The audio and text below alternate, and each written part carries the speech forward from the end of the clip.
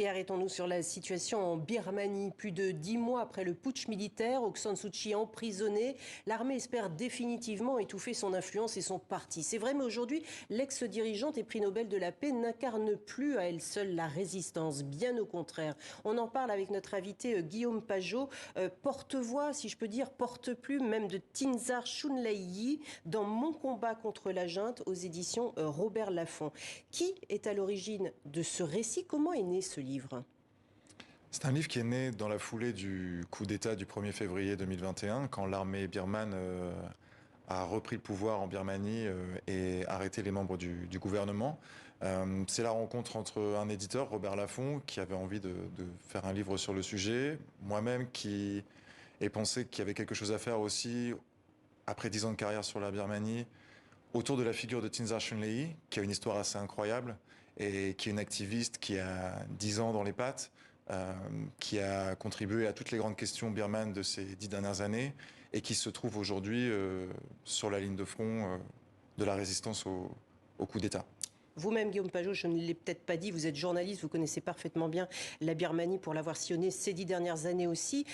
On le sait, Shunlei prend des risques en exposant ainsi son histoire. Pourquoi a-t-elle fini par accepter de le faire ? En fait, je pense qu'elle a envie de faire passer un message. Elle sait aussi que son histoire peut servir d'exemple.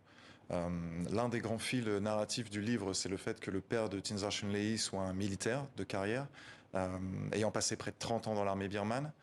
Donc elle sait que son histoire peut servir d'exemple aussi à des gens qui, dans les casernes, ont des membres de leur famille qui pensent peut-être quitter ce système militaire qui est extrêmement difficile à quitter.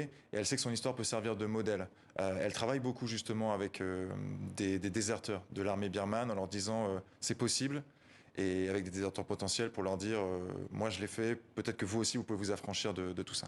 Alors Shunlei a 30 ans, si je ne me trompe pas. Elle est l'incarnation de cette génération qu'on a dite génération Z, née dans les années 90, une génération connectée, féministe et préoccupée aussi par le sort des minorités ethniques. Et ça, je dirais que c'est le gros changement par rapport au soulèvement de 1988 et de 2007. C'est cet intérêt, cette cause commune avec les minorités ethniques. En gros, on a les mêmes ennemis, la junte. C'est ça. En fait, c'est vrai que on peut avoir l'impression que ce qui se passe en Birmanie, c'est un mouvement supplémentaire de plus contre des militaires qui sont au pouvoir depuis 1962. En réalité, cette révolution, elle est en train de tout emporter d'une manière sociale, sociétale. Vous avez parlé du féminisme. La société birmane est une société patriarcale. On a vu que les femmes étaient entre première ligne de ce mouvement.